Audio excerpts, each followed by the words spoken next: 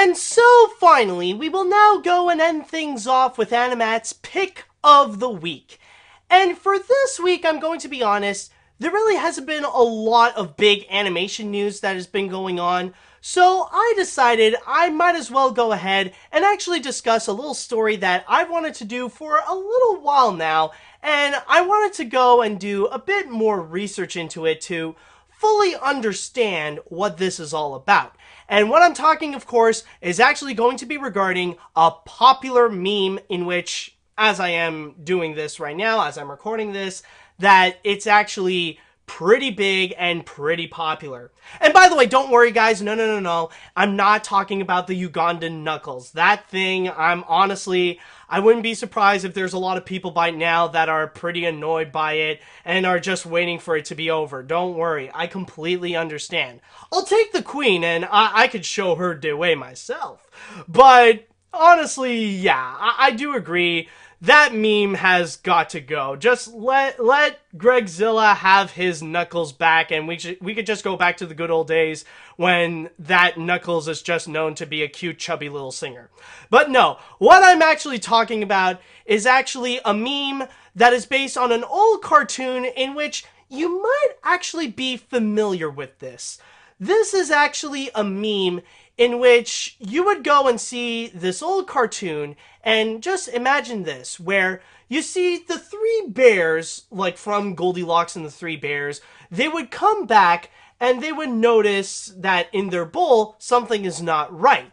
And the Papa Bear, who is wearing a green sweater, or just a green buttoned-up shirt, he would look at it and he would say the famous line, "Somebody touch my spaghetti!" And that's what I am talking about. I am going to be analyzing and finding out the origins of "Somebody touch my spaghetti." So, what we're going to do right over here, I'm basically going to show you the origins of "Somebody touch my spaghetti." Where did this come from? Who made it?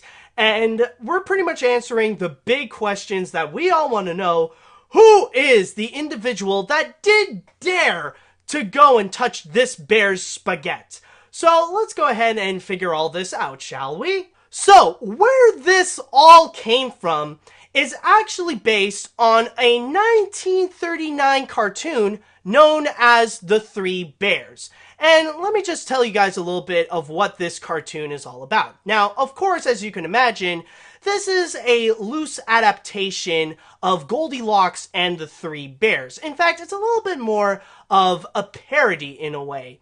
And for some reason, they didn't really disclose to why. They decided to make the family a little bit of an Italian stereotype. And again, I'm not sure, they just wanted to do it because I guess they want to try to stand out or something like that. But yeah, as you can imagine, instead of having porridge, of course, they would have spaghetti. And instead of really just being bears and stuff like that, you also got a bit of a subplot where the baby bear is, like, the Papa Bear wants the baby bear to learn how to play violin. And the Papa Bear is just not happy with the baby bear because he doesn't want to, how can I put this? Well, as he said it best, practice the fiddle. So what ends up happening is that they would go and walk out, and then of course you see Goldilocks. And the thing with Goldilocks is that they decided to present her as a more modern Goldilocks. Now, I'm not saying that this is Goldilocks where she's modern like modern nowadays, where she would just be dabbing her way onto the Three Bears house. What I'm saying is that she's more modern in 1939. Like, she's trying to relate with the audience back then. And during that time, she's pretty much really big into the jitterbug. And you would see Goldilocks constantly singing her way through, like, "I'm Goldilocks, and I like to jigger, shake around to right champion," and all that kind of stuff.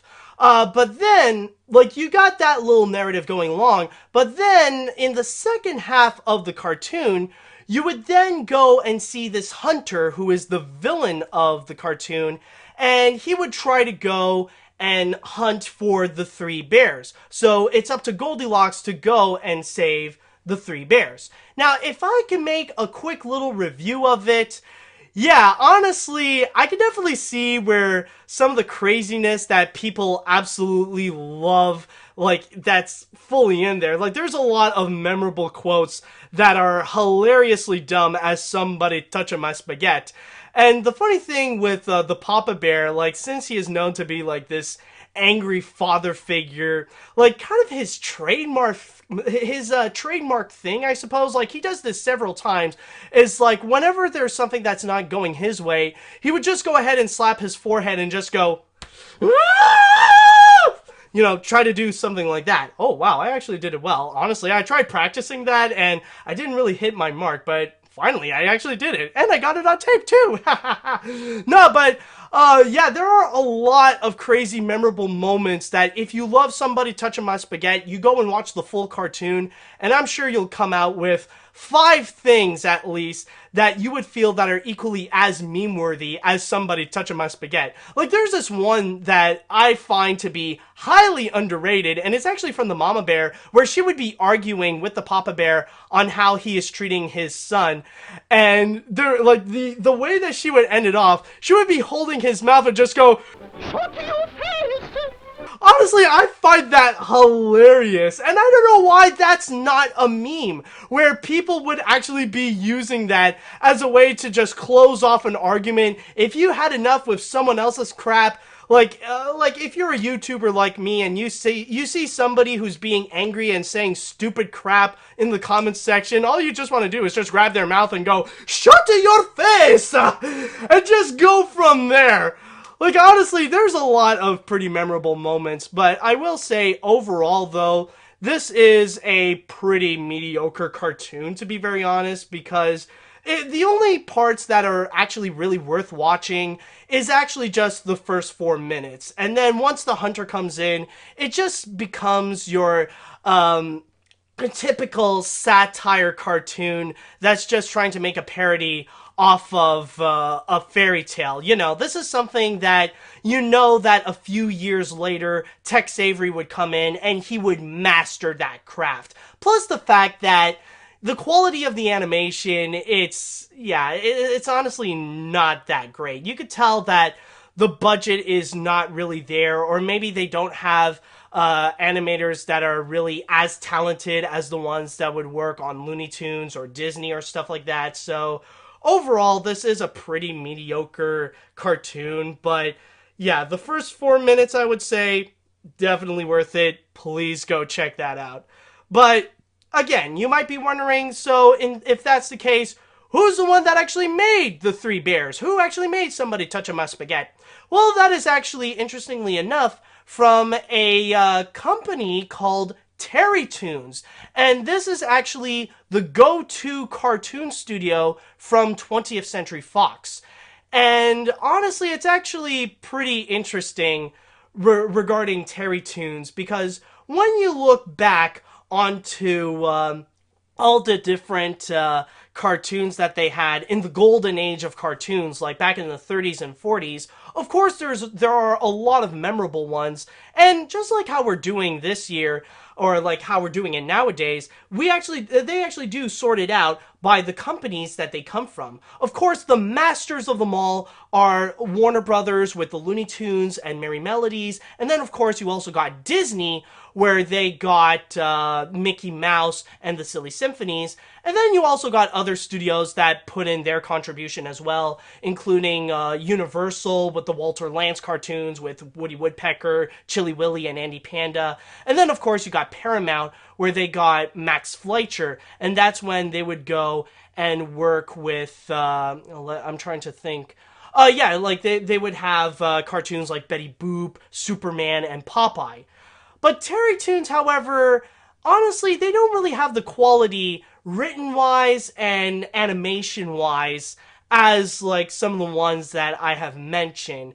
And they don't really have much memorable characters. Like, they have some of their own signature characters, like Heckle and Jekyll, Mighty Mouse, Gandy Goose. I think they also got Farmer Alfalfa. And yeah, that's pretty much it, honestly. But there is one thing. Yeah. Oh, yeah. Okay. They actually did have Farmer Alfalfa. But one interesting thing that is actually worth noting is that with Terry Toons, they actually did have the start of many, or not many, but some legendary animators, and these would actually include Art Babbitt, who would be there in the very beginnings of Terry Toons, but then would later work at Disney.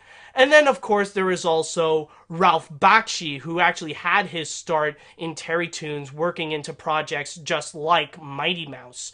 So that's pretty much who they are. And as for what would happen to them, well, funny enough, they would later go on to be purchased by CBS. So it's actually CBS who does own all the Terrytoons cartoons. So despite them being distributed by 20th Century Fox, no, it's not actually Disney that owns them. I know not too long ago there was that big Disney Fox deal, but they don't own, but Fox does not own the Terrytoons cartoons nowadays. It's actually CBS. So what all that pretty much means is that no, people, Disney does not own Somebody Toucha My Spaghet. They may have owned steamed hams, but they don't own the spaghetti, is pretty much all that I'm saying. And as with this cartoon with the three bears, that's more of a one-off thing. They don't have other cartoons that would actually feature these bears. It's just this one cartoon alone. And I guess almost 80 years later, it would actually find its fame on the internet just because of that one crazy line. But actually, that does beg the question. How is it that it ended up being so popular? I mean, out of all the things that are going on, like, how is it that this cartoon just suddenly burst out and now it's becoming an internet sensation? Well, using my source here on Know Your Meme, apparently what is it is that it was on Christmas 2017 when a Twitter user, Finaspertia, decided to tweet out the little clip of Somebody Toucha My Spaghet. And ever since then, like, it got so much attention, and the more people discovered it, the more insanity that they found. And ever since then, people decided to go ahead and take this little clip, and they would go and try to do little remixes. And one of the first ones that actually did come out of it is a little parody of All Star, where they just decided to go and do the little opening from Shrek, and then you would have one of the you would have like the Papa Bear just actually singing that part, but saying his famous line where you would actually hear "Somebody touch my spaghetti." And that one, I do believe they actually have a credit, and that one was actually done by someone by the name of Stephany Folsom. And that was actually just a day after the discovery of Somebody Touching My Spaghetti. And from there, it really did caught on, and it just became its own meme, and it just became this giant subject of how it pretty much became its own thing. Like, now, it's now the hip and cool thing to take Somebody Touching My Spaghetti and just make your own crazy interpretation with it. I've seen numerous of combinations with this thing, and there's one that I feel like was actually a really good job. Someone actually took Somebody Touching My Spaghetti and took other parts of the cartoon, and they decided to do a little remix of one of the songs from Super Mario 3D World, where like you have the characters singing. It's like, somebody touch my spaghetti, somebody touch my spaghetti, don't push it, and my chair is broken too. Like, that was actually a lot of fun. But yeah, overall, how this became a meme, well, honestly, it's often pretty difficult to describe how something actually became popular, but I guess the whole thing with Somebody Touching My Spaghetti, it just came from the ridiculousness of how stereotypically Italian that they decide to depict the father figure. And just like, if you think about it, that's probably one of the most stereotypical Italian things that you could ever say. Somebody toucha my spaghetti.